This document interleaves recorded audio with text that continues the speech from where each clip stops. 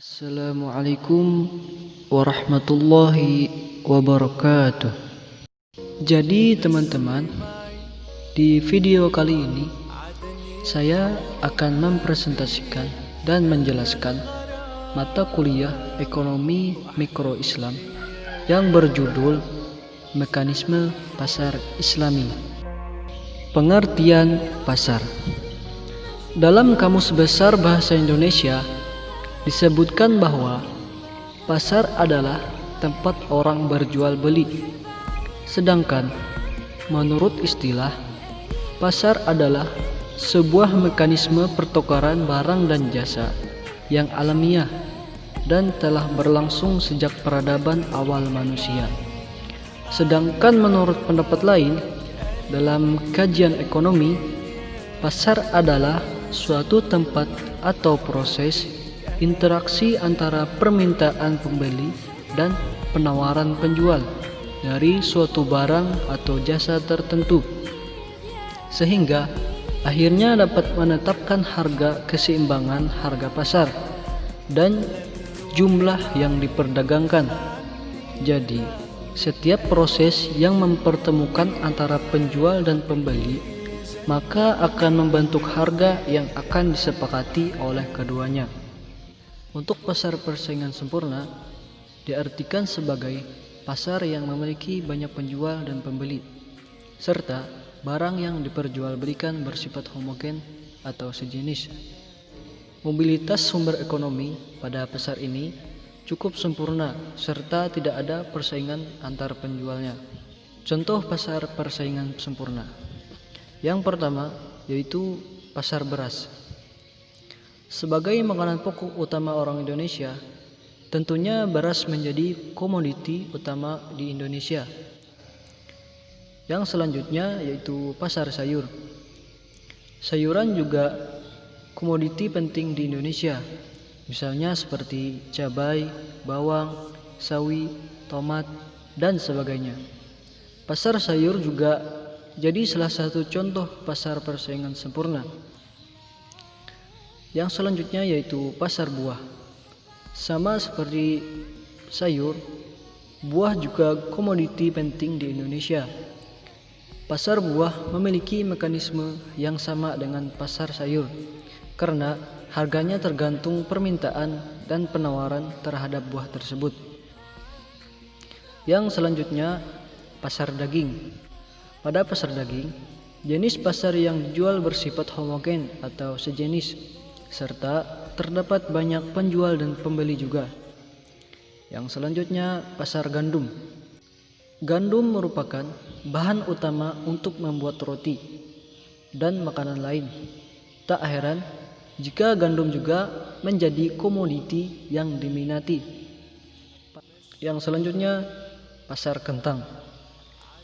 Kentang termasuk salah satu makanan pokok di beberapa negara di Eropa. Namun, di Indonesia, kentang dijadikan makanan sampingan saja. Contoh yang selanjutnya yaitu pasar kopi. Kopi banyak penjual dan pembeli, sehingga harga kopi tidak bisa dipengaruhi oleh penjual atau pembeli saja. Dalam pasar persaingan sempurna, harga juga bisa terjadi karena kekuatan tawar-menawar. Pasar persaingan tidak sempurna.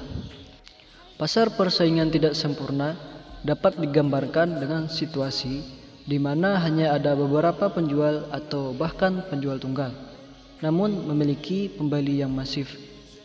Pasar persaingan tidak sempurna biasanya memiliki produk tunggal atau tidak ada produk penggantinya. Ada beberapa jenis pasar di dalam struktur pasar persaingan tidak sempurna. Yang pertama yaitu pasar monopoli. Pasar monopoli adalah penjual tunggal mendominasi seluruh pasar. Keputusan harga dilakukan oleh satu penjual, biasanya hanya menjual satu jenis produk. Calon pesaing sulit masuk karena perundang-undangan. Contoh perusahaan monopoli adalah perusahaan listrik negara. Yang selanjutnya yaitu pasar oligopoli. Terdapat beberapa penjual yang umumnya lebih dari dua, dan kurang dari 10 eksis dan bertindak dalam kolusi atau persaingan. Memiliki standar produk yang sama, perusahaan dapat saling mempengaruhi harga, bahkan dapat melakukan kartel. Contohnya adalah perusahaan pada industri gula dan industri garam. Yang selanjutnya yaitu pasar monopolistik. Banyak penjual menawarkan produk-produk yang berbeda dan mempunyai karakteristik tersendiri. Contoh pasar monopolistik adalah perusahaan retail dan perusahaan produk kemasan. Yang selanjutnya yaitu monopsoni. Banyak penjual dan pembeli. Dalam hal ini, pembeli dapat mempengaruhi harga penjual. Salah satu contoh pasar monopsoni adalah perusahaan penyedia gerbong kereta api. Yang selanjutnya yaitu pasar oligopsoni. Banyak penjual dan beberapa pembeli. Contohnya perusahaan spare part mobil. Mekanisme pasar dalam Islam. Pasar adalah tempat di mana antara penjual dan pembeli bertemu dan melakukan transaksi jual beli barang atau jasa. Dalam jual beli, Allah melarang segala bentuk kegiatan yang di dalamnya terkandung riba. Mekanisme pasar. Konsep Islam menegaskan bahwa pasar harus berdiri di atas prinsip persaingan bebas, perfect competition. Namun demikian, bukan berarti kebebasan tersebut berlaku mutlak. Akan tetapi, kebebasan yang dibungkus oleh frame syariah. Terdapat beberapa sarjana muslim memberikan penjelasan mengenai mekanisme pasar dalam Islam. Yang pertama, menurut Abu Yusuf, masyarakat luas memahami bahwa harga suatu barang hanya ditentukan oleh jumlah penawarannya saja. Dengan kata lain, bila hanya tersedia sedikit barang, maka harga akan mahal. Sebaliknya, jika tersedia banyak barang, maka harga akan turun. Yang kedua adalah menurut Ibnu Taimiyah, pasar bebas dalam bingkai nilai dan moralitas Islam, yaitu pasar yang bersaing bebas kompetitif dan tidak terdistorsi antara permintaan dan penawaran. Yang terakhir menurut Ibnu Khaldun, dalam bukunya yang monumen Al-Muqaddimah, ia membagi barang-barang menjadi dua kategori, yaitu barang pokok dan barang mewah. Jika suatu kota berkembang dan jumlah penduduknya semakin banyak, maka harga barang-barang pokok akan menurun, sementara harga barang mewah akan naik. Prinsip-prinsip mekanisme pasar dalam Islam. Yang pertama, ar-ridha, yakni segala transaksi yang dilakukan haruslah atas dasar kerelaan antara masing-masing pihak. Yang kedua, kejujuran. Islam melarang tegas melakukan kebohongan dan penipuan dalam bentuk apapun.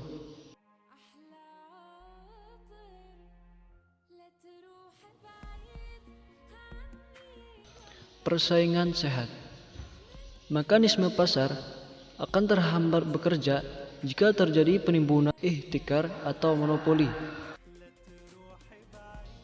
Yang selanjutnya, keterbukaan dan keadilan. Pelaksanaan prinsip ini adalah transaksi yang dilakukan dituntut untuk berlaku benar dalam mengungkap kehendak dan keadaan sesungguhnya. Jadi, kesimpulan dari penjelasan tersebut adalah sistem ekonomi Islam dalam pasar tidak hanya ditujukan pada masyarakat Islam, tetapi ditujukan pada seluruh umat manusia. Dan juga di dalam pemikiran ekonomi Islam terkait prinsip pasar harus mengandung nilai moralitas. Maknanya yaitu persaingan yang sehat, kejujuran, keterbukaan, dan keadilan.